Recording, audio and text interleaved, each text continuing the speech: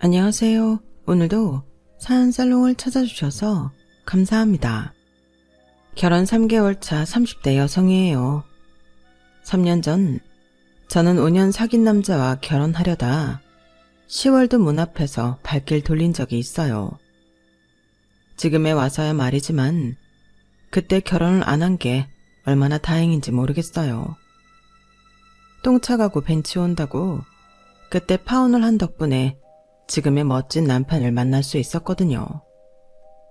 그런데 왜 다 지난 얘기를 이제 와서 다시 꺼내냐고요?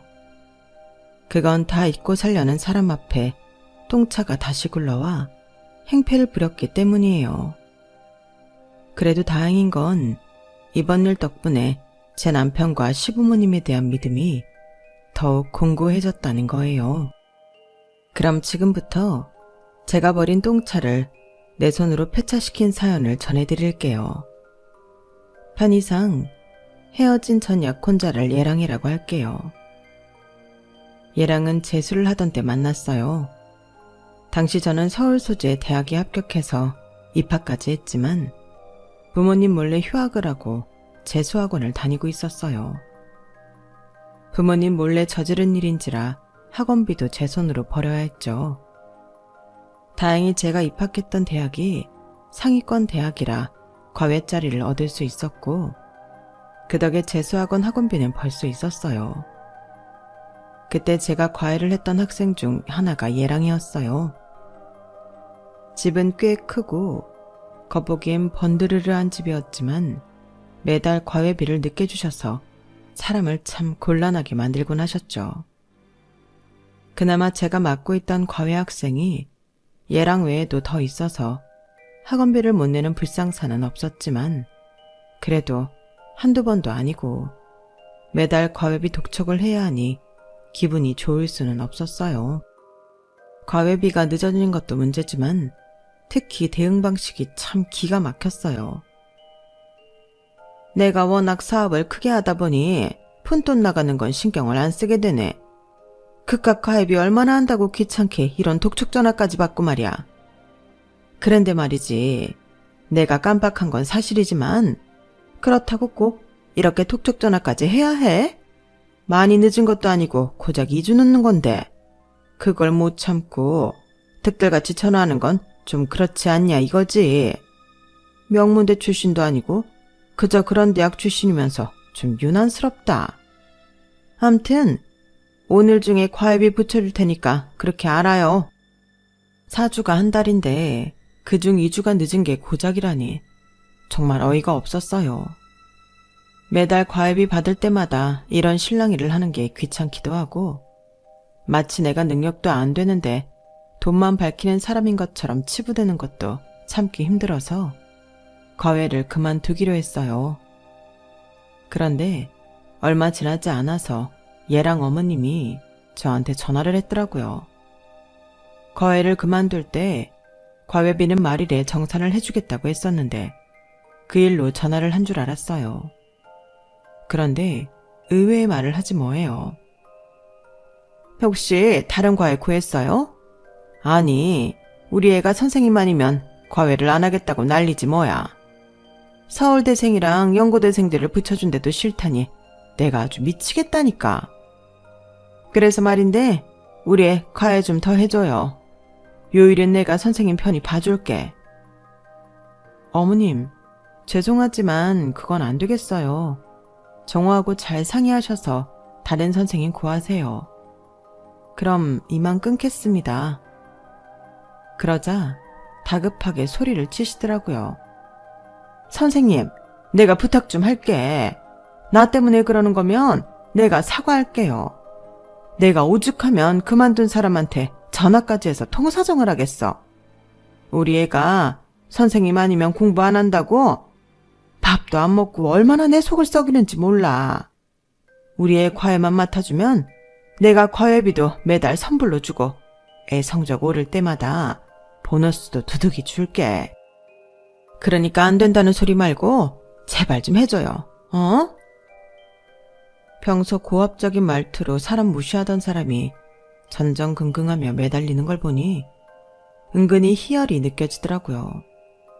사실 과외를 하면서 얘랑 어머니 태도가 마음에 안 들었을 뿐이지 얘랑한테는 반감이 없었거든요.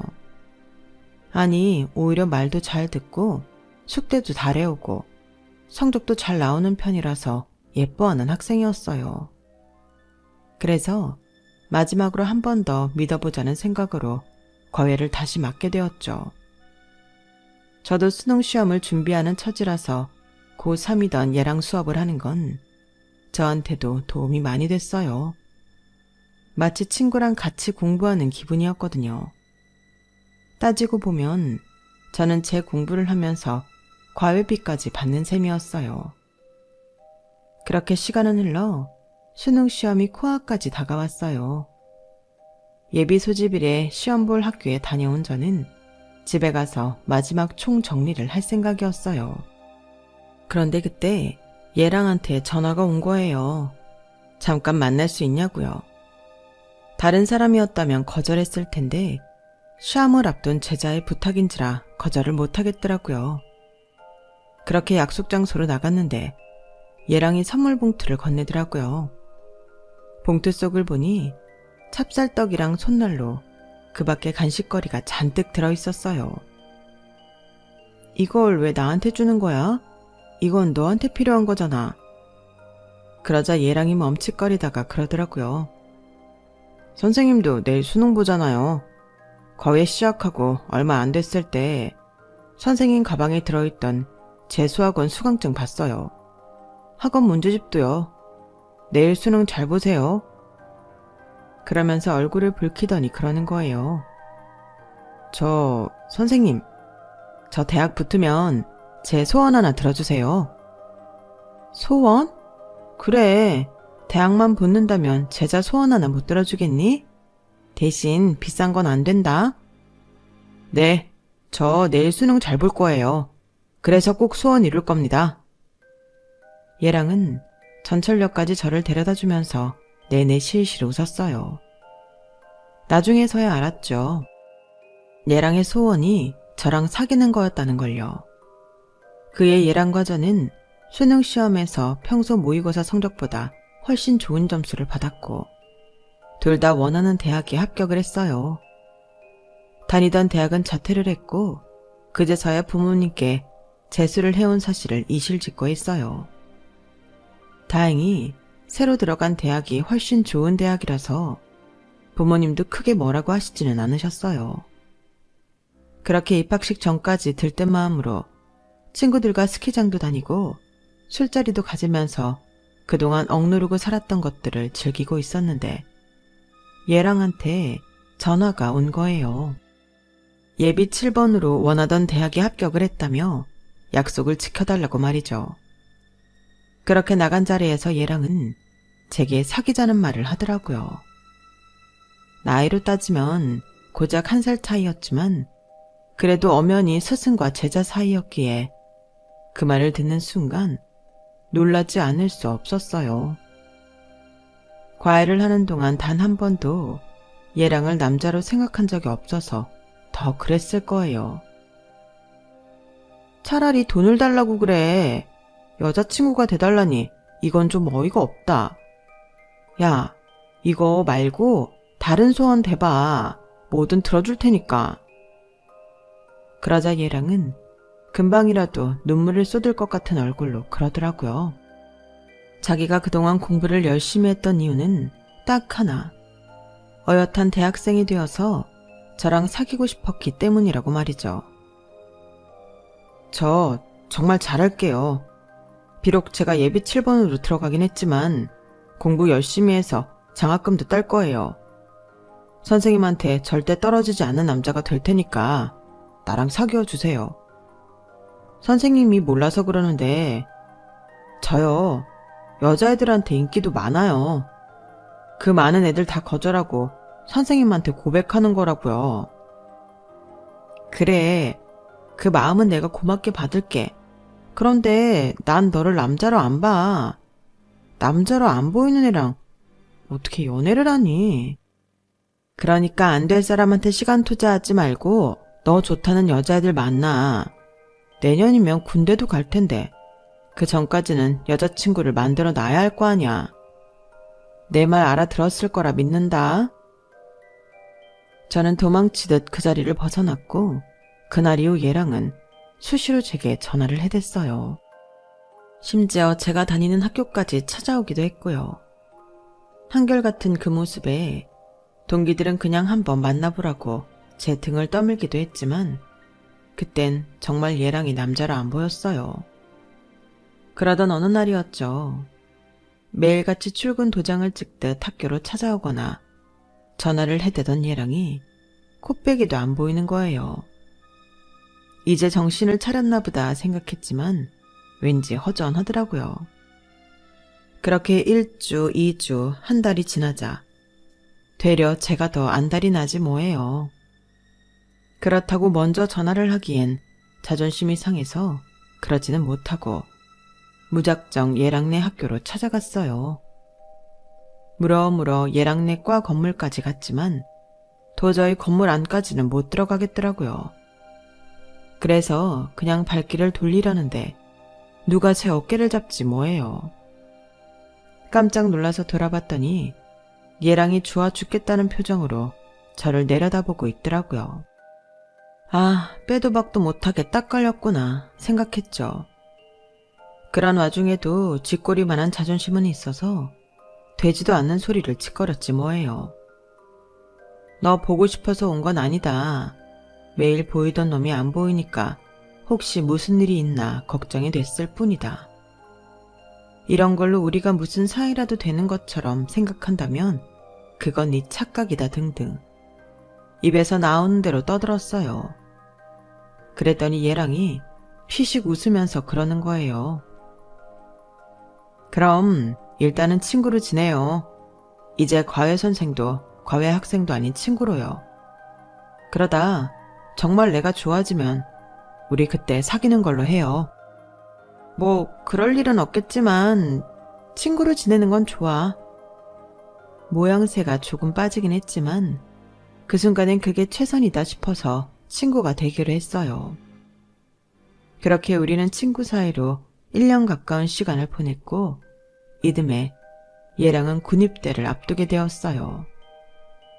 말이 친구 사이지 거의 매일 만나서 데이트를 하고 시험 때는 같이 공부도 하고 생일과 크리스마스도 함께 보내서 남들 눈엔 영락없는 연인 사이로 보였을 거예요.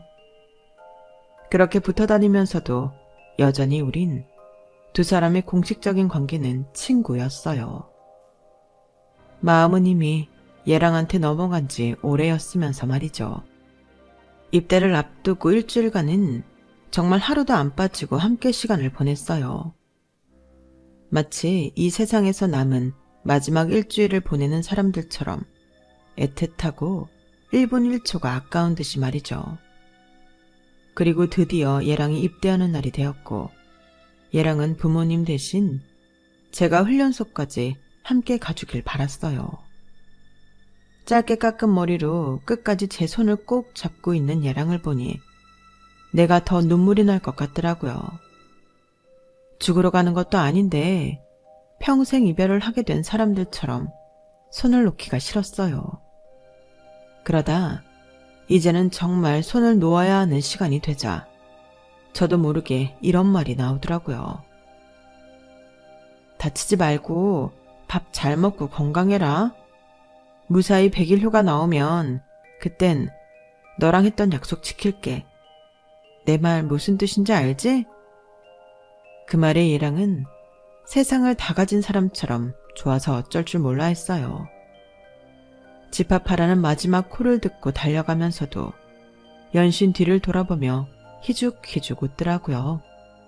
그렇게 얘랑을 훈련소에 보내고 집에 돌아온 저는 시간이 이렇게 느리게 갈 수 있나 새삼 놀라면서 하루하루를 보냈어요. 늘 얘랑과 함께 지냈던 터라 그 빈자리가 너무 크게 느껴지더라고요. 바쁘게 몸을 움직이면 그 순간만이라도 얘랑 생각이 덜 날까 싶어서 아르바이트도 늘리고 일부러 과 친구들과 술자리도 갖곤 했지만 집에 돌아와 달력을 볼 때면 한숨만 나곤 했어요. 그렇게 몇 달을 보내고 드디어 예랑이 100일 휴가를 나오게 됐어요. 어느새 군복이 사복보다 잘 어울리게 된 예랑을 보니 기분이 이상하더라고요. 키도 그대로고 체구도 그대로인 것 같은데 이상하게 전보다 더 남자답게 변한 것 같다랄까요? 그런데 그 순간 예랑의 한마디에 잠깐의 어색함은 사라져버리더라고요. 우리 오늘부터 1일 맞지? 내가 진짜 100일 동안 웅녀가 되는 심정으로 버텼다고. 그러니까 모르기 없기다. 약속. 손가락까지 내밀며 약속하라고 징징대는 예랑을 보니 내가 알던 그 남자가 맞나 싶었어요. 누가 안 지킨대? 그리고 웅녀는 뭐 너만 됐냐? 나도 입에서 마늘 냄새, 쑥 냄새가 진동하는 것 같다. 그러니까 너 군화 거꾸로 신으면 그땐 가만 안 둬. 오래 기다려온 만큼 오랜만에 데이트는 시간은 쏜살같이 빠르게 지나갔어요. 그렇게 시작된 우리의 연애는 예랑이 제대를 한 후에도 이어졌어요. 입학은 같이 했지만 예랑이 군복무를 하는 동안 2학년 위로 올라간 저는 졸업도 먼저 하고 취직도 먼저 하게 되었죠. 모든 관계가 그렇겠지만 사귀는 중간에 말다툼도 하고 헤어질 위기도 있었지만 그래도 오래 함께한 시간이 있어서 그런지 둘 중 누구의 입에서도 그만 만나자는 말은 나오지 않았어요. 그러다 얘랑도 졸업을 하고 취업을 하게 되면서 자연스럽게 결혼 얘기가 나오게 되었죠.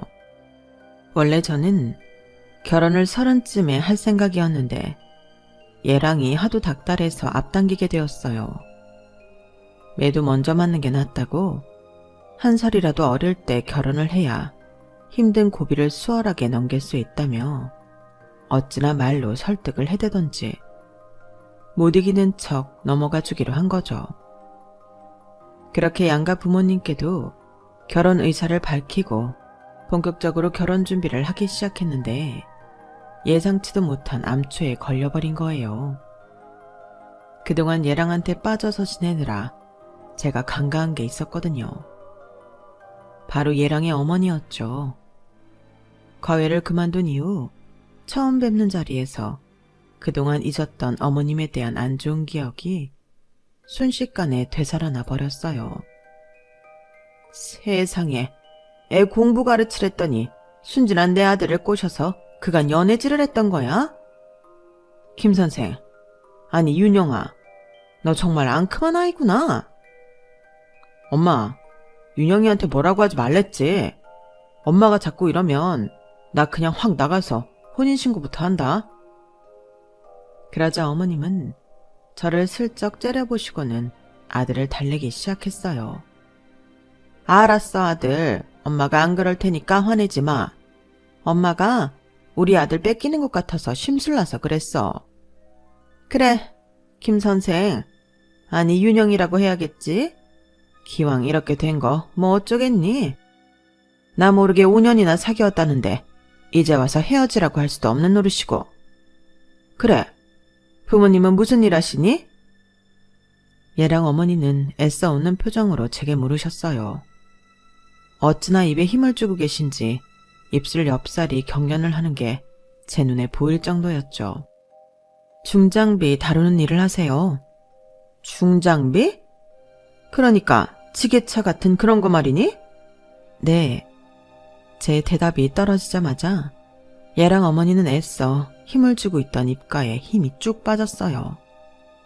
그리고는 입술이 바들바들 떨리기 시작했죠. 그러니까 공사판에서 쓰는 그 지게차 말인 거구나. 아들 눈치를 보느라 입가엔 연신 미소를 띠고 있었지만 눈에서는 금방이라도 레이저가 쏟아져 나올 것 같았어요. 그 모습에 차마 대답을 못하겠어서 저는 그저 고개만 끄덕였어요. 이후 어머님은 별다른 말씀은 하지 않으셨어요. 조금 찜찜하기는 했지만 기분 탓일 거라고 치부하고 그날은 그렇게 집으로 돌아왔어요. 그런데 아침에 회사에 출근하자마자 휴대폰이 울리더라고요. 받아봤더니 얘랑의 어머니였어요.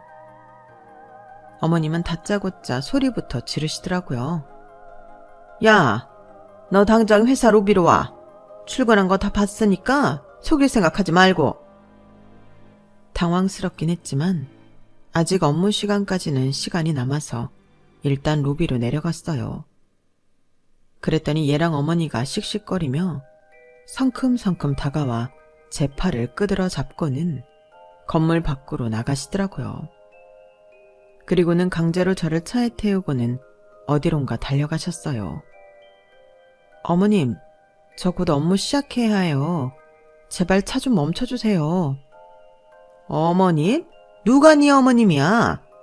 이 여우 같은 게 펜 같은 혓바닥으로 내 아들 혼을 빼놔서는 나랑 내 아들 사이를 갈라놓으려 그래? 어림도 없어. 내가 이 나이 때까지 살면서 너 같은 년들 뻔한 짓거리를 모를 줄 알아? 뭐? 지게차? 기가 막혀서 어디서 그런 거지 같은 집구석 출신이 내 아들을 넘봐. 가당치도 않게. 당장 내 아들이랑 헤어지겠다고 약속해. 안 그럼 너 오늘 출근 못할 줄 알아. 어서 약속 안 해? 눈에 광기가 가득해서는 사납게 운전대를 돌리는데 정말이지 그 순간엔 이대로 죽는 게 아닌가 싶었어요. 그래서 울면서 제발 그만하시라고 통사정을 했죠. 하지만 그런다고 제 말을 들어줄 사람이 아니었어요. 화가 누그러지기는커녕 점점 더 광분해서는 엑셀을 밟아댔으니까요. 그러다 결국 어머님은 도로변 전신줄을 들이받았고 쾅 소리와 함께 저는 큰 충격에 휩싸이며 정신을 잃었어요. 눈을 떠보니 병원이더라고요. 제가 눈을 뜨자 옆에서 침상을 지키고 있던 예랑이 울먹이며 저를 불렀어요. 윤영아, 정신 좀 들어? 나 정말 너 이대로 죽는 줄 알았어. 제가 눈에 콩깍지가 제대로 씌었던 건지 죽다 살아난 순간 얘랑 얼굴을 보니 그렇게 안심이 되고 긴장이 풀릴 수가 없었어요. 그런데 제 걱정에 얼굴이 하얗게 질린 채로 저를 끌어안은 얘랑 등 뒤로 귀신 같은 어머님의 모습이 보이자 경기를 일으킬 정도로 화들짝 놀랐어요. 그런 이유를 모르는 얘랑은 제 몸 상태가 안 좋아 그런 줄 알더군요. 윤영아, 왜 이렇게 떨어? 추워? 아니면 어디가 아픈 거야? 이상하다. 의사 말로는 몇 군데 타박상 말고는 아무 이상 없다고 했는데. 겁에 잔뜩 질린 저는 귀신이라도 본 사람처럼 예랑의 어머니를 바라봤어요. 그러자 예랑도 제 시선을 따라 자기 엄마한테 눈길을 주더라고요. 그런데 그 순간 예랑 어머니가 표정을 확 바꾸더니 걱정 가득한 목소리로 그러는 거예요. 윤영아, 내가 정말 뭐라고 말을 해야 될지 모르겠구나. 내 딴엔 네가 내 며느리가 된다는 기쁨에 아침이라도 든든히 먹이려고 네 회사까지 달려갔던 건데 이런 내 오지랖 때문에 네가 이렇게 되다니 이게 다 내 탓이다. 급기야 훌쩍거리며 눈물까지 찍어내는 어머님을 보니 온몸에 소름이 끼쳤어요. 너무 무서워서 아무 말도 못하고 입만 떡 벌리고 있는데 예랑이 그러는 거예요. 엄마, 됐어, 그만해. 우리 윤영이도 엄마 마음 잘 알 거야. 그치, 윤영아? 회사에는 내가 연락했으니까 일단 누워서 쉬어. 전신주에 부딪힐 때 충격으로 팔이랑 다리에 타박상이 생기긴 했지만 몸에 큰 무리는 없다니까 걱정 말고. 엄마, 나 마실 것 좀 사올 테니까 엄마가 윤영이 좀 보고 있어. 저는 순간 겁이 덜컥 나서 예랑의 소매를 붙잡았어요. 하지만 너무 겁이 난 나머지 아무 말이 나오지 않더라고요. 왜? 뭐 필요한 거 있어? 말해, 사다 줄게. 나 회사에 월천해서 오늘은 네 옆에 있을 거야. 저는 가지 말라는 말을 하려고 애를 썼지만 그 순간 입에서 나온 소리는 어버버 하는 요상한 소리였어요. 그제야 제 상태가 이상하다는 걸 안 얘랑은 놀란 표정으로 너스코를 눌렀죠. 아무 이상이 없을 거라는 말과 달리 저는 말을 할 수가 없었어요. 의사는 사고 당시 충격으로 생긴 일시적인 증상일 거라고 했지만 그마저도 저한테는 공포로 다가왔어요. 옆 침상에 누워 호시탐탐 저를 노리는 얘랑 어머니와 자기 엄마가 어떤 사람인지 꿈에도 모르는 얘랑, 그 사이에서 저는 말조차 할 수 없을 정도로 무력한 상태였으니까요. 뒤늦게 얘랑의 연락을 받고 병원으로 달려온 아빠는 멀쩡한 저를 보고는 긴장이 풀렸는지 휘청 하시더라고요. 그런데 그런 저희 아빠를 바라보는 얘랑 어머니의 표정이 정말 가관이었어요. 현장에서 바로 달려왔는지 아빠는 가슴팍과 등에 회사 이름이 적힌 작업복 점퍼를 입고 있었는데 어머님이 그 모습을 보고는 인상을 찌푸리는 거예요. 더러운 오물이라도 본 것처럼 몸을 잔뜩 뒤로 빼면서 말이죠. 그런데도 저희 아빠는 얘랑 어머니한테 예의를 차려가며 정중하게 인사를 하시더라고요. 그 모습을 보니 우라통이 터져서 아빠를 흔들며 나 좀 데려가라고 소리쳤어요. 그런데 제 의도와는 달리 제가 어버버거리면서 발작을 하는 듯이 보였나 봐요. 그런 저를 보고 놀란 아빠는 그대로 저를 끌어안고는 괜찮다는 말을 반복해 주셨어요. 그 사이 간호사를 불러온 얘랑 때문에 저는 진정제를 맞고 잠이 들어버렸죠. 제가 정신을 차린 건 귓가에 들리는 소름 끼치는 목소리 때문이었어요. 약기운에 정신이 몽롱한 가운데 들리는 그 목소리의 주인공은 얘랑의 어머니였어요. 니년이 아주 쇼를 하는구나. 이런다고 내가 눈이나 깜빡할 줄 알아? 이제 보니 없이 자란 년이 팔자 고치려고 내 아들 물고 늘어지는 게 틀림없어. 네 애비 꼬라지만 봐도 알지.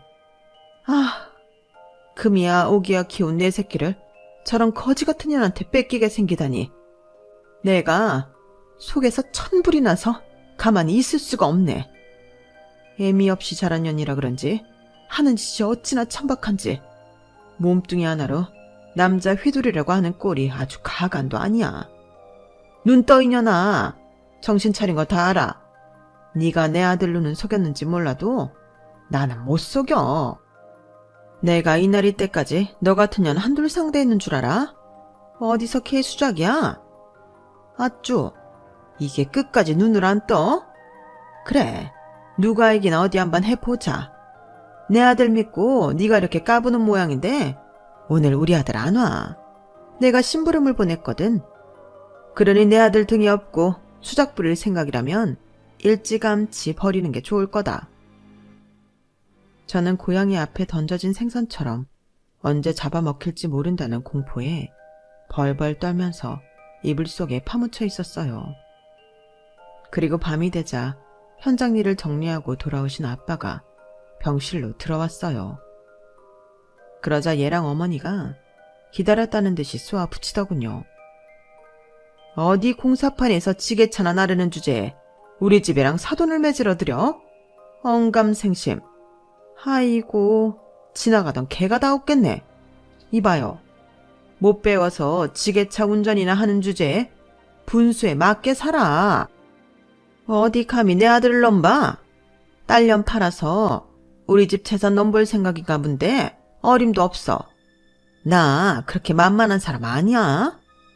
내가 지금이라도 회장님한테 전화 한 통 넣으면 너희 같은 거지들은 한 방에 처리해 주신다고. 당신 땡땡건설이라고 알아? 거기 회장님이 우리 아들 생부야. 그나마 꼴랑 지게차 운전이라도 해서 입에 풀칠하고 싶으면 조심하는 게 좋아. 쥐도 새도 모르게 생매장 당하고 싶지 않으면 정신 똑바로 차리라고. 어디서 이런 버러지 같은 것들이 꼬여서는? 그러자 참다 못한 저희 아빠가 조용히 한마디 하셨어요. 땡땡건설 회장님이라면 김땡땡 회장님 말씀이십니까? 아이고, 꼴에 공사판 흙먼지 좀 마시고 산다고 뭘 알긴 아나 보네. 우리 회장님을 다 알고? 그래, 그분이 우리 정호 친부야. 잘 알았으면 네 딸내미 데리고 얼른 꺼져. 그런데 조금 이상하네요. 내가 알기론 정호군은 윤씨로 알고 있는데 어떻게 부친성이 김씨일까요? 게다가 내가 알기론 김 회장님께는 아들이 없습니다. 따님만 두 분 있거든요. 그런 이유로 회사도 맞사위한테 물려주신다고 들었습니다만. 아, 오해는 마세요. 내가 김 회장님과는 막역한 사이라 그 집 사정에 대해서는 남들보다 조금 더 아는 편이니까요. 김 회장님이 늘 그러셨거든요. 당신한테 아들이 하나만 있었어도 우리 윤영이를 며느리로 삼았을 거라고요. 그리고 그쪽 말대로 내가 지게차 운전을 하는 건 맞는데 그건 어디까지나 내가 가진 사업체를 운영하려면 대표인 나도 중장비 정도는 다룰 수 있어야 해서 자격증을 몇 개 딴 것뿐입니다. 알아야 장사도 할 거 아닙니까?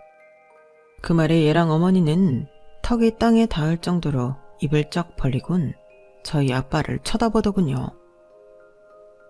내가 어디 가서 돈 자랑하는 사람은 아닌데 그쪽한테는 확실히 알려주는 게 좋을 것 같네요. 말끝마다 우리를 보고 거지니 뭐니 헛소리를 짓거리는 걸 참을 수가 없어서 말이죠. 내가 운영하는 업체 연매출이 100억이 넘습니다. 그런데도 우리가 당신 같은 인간한테 거지라는 소리를 들어야 하는 겁니까? 사실 내 눈엔 대개 아들이 그리 탐탁치 않습니다. 아, 오해는 마세요. 술 장사하는 홀어머니 밑에서 자라 그런 건 아니고 사내 자식이 남자답지 못한 구석에 있어서 그런 거니까. 내가 비록 일에 치여 사는 사람이라 남들처럼 딸아이한테 지극정성을 쏟지는 못했지만 그래도 명색이 아버지인데 하나뿐인 내 딸과 결혼하겠다는 녀석 뒷조사 한번 안 했겠습니까? 비서를 통해 진작에 다 보고받았습니다. 누구 씨인지도 모를 자식을 낳아놓고 굴지기업 회장님 친자라고 소문내고 다니다가 몇 번 고소당한 적도 있으시죠? 조금 전에 언급했던 김 회장님 쪽에서도 소송당했다가 선처받은 전적이 있던데 아직도 나쁜 버릇 못 버리고 김 회장님 이름 파는 걸 보니 이번엔 제대로 벌을 받아야 정신을 차리시겠습니다. 그런 더러운 허물도 다 잊고 내 딸아이가 좋아하는 남자라고 해서 그쪽 아들을 사위로 받아들일까 했었는데 도저히 안 되겠습니다. 걸레는 빨아도 걸레라는 말이 틀리지 않은 것 같아서 말입니다. 그럼 이번 혼사는 없던 걸로 하고 내 딸아이 데리고 가보겠습니다. 아, 혹시라도 해서 하는 말인데 앞으로 그쪽 아들이 우리 윤영이한테 접근을 하면 그땐 바로 회장님께 오늘 일 전하겠습니다. 술 장사가 신용을 잃으면 그날로 가게 접어야 하는 건 잘 아시리라 믿습니다. 나직하게 할 말을 다 끝낸 아빠는 이불 속에서 숨죽이고 있던 저를 안아들고는 병실을 나섰어요. 그리곤 미리 아빠 비서를 통해 수속을 마친 1인실로 병실을 옮겼어요. 그날 이후 얘랑은 몇 번이나 제게 전화를 했지만 저는 받지 않았어요. 그러자 회사까지 찾아와 제 직장 동료들 앞에서 울고불고 쌩 난리를 치면서 죽어도 못 헤어진다고 난동을 부리더군요. 한 번은 저를 강제로 데려가려고 시도까지 하는 바람에 결국 아빠가 경찰에 신고를 했고 접근 금지 명령을 받아냈어요. 그리고 경호업체에 의뢰해 한동안 제 출퇴근길을 돌봐주셨죠. 그때 제 경호를 맡아주었던 사람이 바로 지금의 제 남편이에요. 당시 남편은 오랜 직업 군인 생활을 정리하고 경호업체에서 일을 하다가 막 자기 사업을 시작한 참이었어요. 신생회사라서 대표인 자신도 현장 근무를 하고 있었는데 업무차 저를 만나게 되었고 예람과 그 모친으로부터 저를 지켜주다가 서로 연애 감정이 싹트게 되었고 3년간 연애를 하다가 3개월 전에 결혼을 하게 되었어요. 결혼을 적극 추진한 사람은 다름 아닌 저희 아빠였어요. 제 남편의 근면 성실한 정과 어떤 상황에서도 비겁하게 변명하지 않는 당당한 모습이 마음에 들어서 일찌감치 사윗감으로 점 찍고 있었다고 하더군요. 제 남편 역시 저희 아빠를 무척 잘 따르는데요. 자신이 존경할 수 있는 몇 안 되는 어른이라며 극찬을 할 정도로 장인에 대한 존경심이 대단하답니다. 똥차 때문에 마음고생 몸고생했던 저는 이제 과거의 상처는 다 잊고 잘 살고 있어요. 그런데 얼마 전에 산부인과 진료를 받으러 갔다가 생각지도 못한 상황에 오래전 똥차 모자를 조우하게 된 거예요.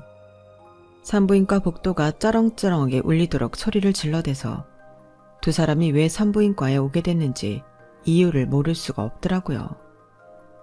얘랑이 만났던 여자가 임신을 했는데 아이와 산모를 책임지고 싶지 않았던 얘랑이 자기 엄마한테 도움을 청한 거였죠.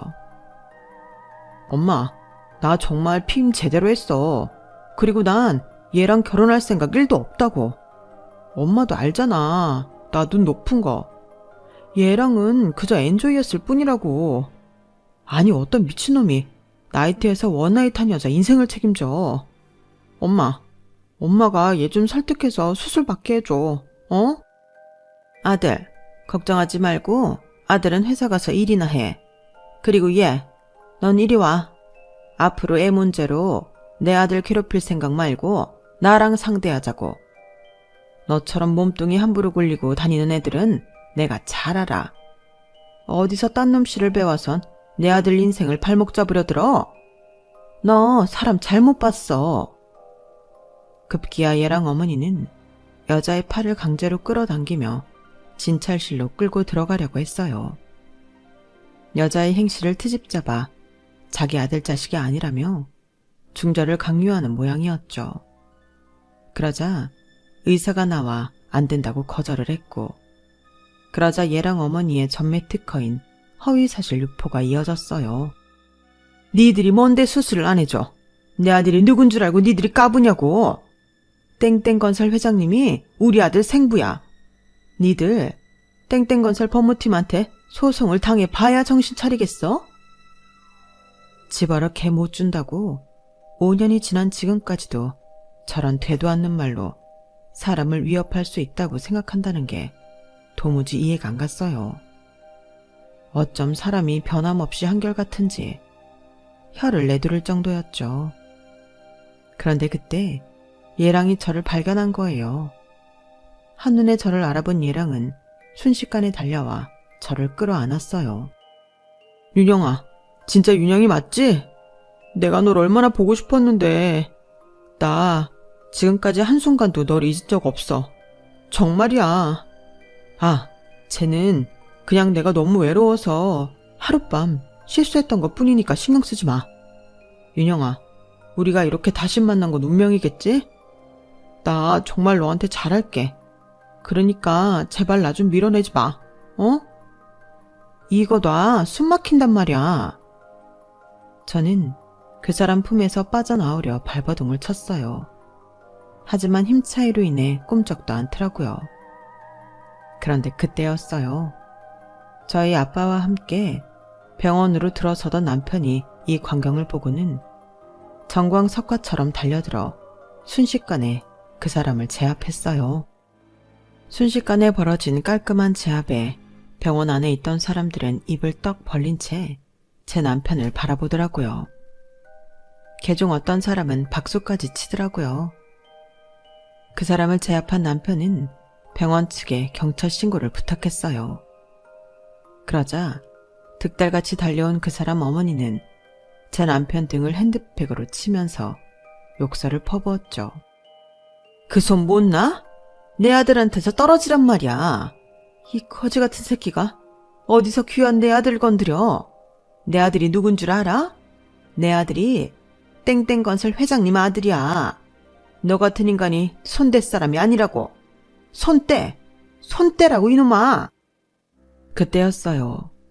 그 사람 어머니의 핸드백을 손으로 막으며 저희 아빠가 끼어들었어요. 뭡니까? 내 사위 몸에 함부로 손대지 마세요. 내 사위는 당신처럼 더러운 인간이 함부로 손대는 그런 사람 아닙니다. 당신 아들이 땡땡건설 회장님 아들이라고요. 이거 참. 저희 아빠를 본 그 사람 어머니는 얼굴이 하얗게 질려서는 그제야 내 남편을 내리치던 핸드백을 손에서 놓았어요. 그리고는 눈알을 굴리며 빠져나갈 궁리를 찾는 것 같더라고요. 아주머니는 참 여전하십니다. 아직도 그런 허위 사실을 떠벌리고 다니니 말입니다. 내가 예전에 경고했죠? 한 번만 더 내 딸아이 앞에 나타나 허튼 짓 하면 회장님께 당신이 하고 다니는 짓거리 말씀드린다고. 이래서 죄 지은 인간은 벌을 받아야 한다는 겁니다. 선처를 해줬더니 달라진 게 하나도 없잖아요. 그 말에 그 사람 어머니는 무릎까지 꿇고 저희 아빠한테 싹싹 빌었어요. 그러자 그 사람은 자기 엄마는 잘못이 없다면서 자기가 진짜 땡땡거설 회장 아들이라고 말하더군요. 진지한 표정을 봐서는 평생 자기 엄마한테 속아 그렇게 알고 살아온 것 같았어요. 결국 그날 일로 아빠는 회장님께 그동안 있었던 사실을 전하게 되었고, 더 이상 유언비어가 퍼지지 않도록 회장님은 그 모친을 고소했어요.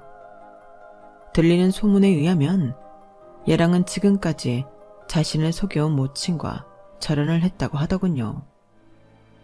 그렇게까지 한 이유는 땡땡건설 회장님이 자기 부친이 아니라는 사실 때문이 아니라 자신의 엄마조차 아들의 친부가 누군지 모른다는 사실에 실망을 해서 그랬다나 봐요. 따지고 보면 그 사람도 안 되긴 했어요. 그렇다고 해서 그 사람이 제기했던 예전의 짓이 용서가 되는 건 아니지만요.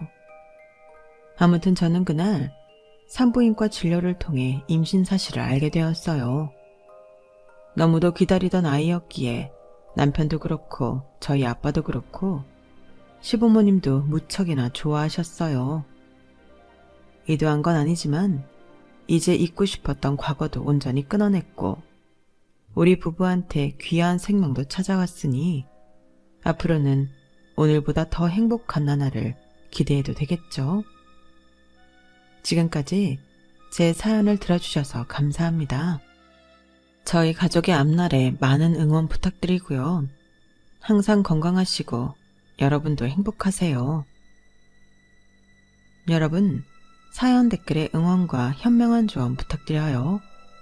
좋아요와 구독은 저에게 큰 힘이 됩니다. 오늘도 좋은 일 가득하세요.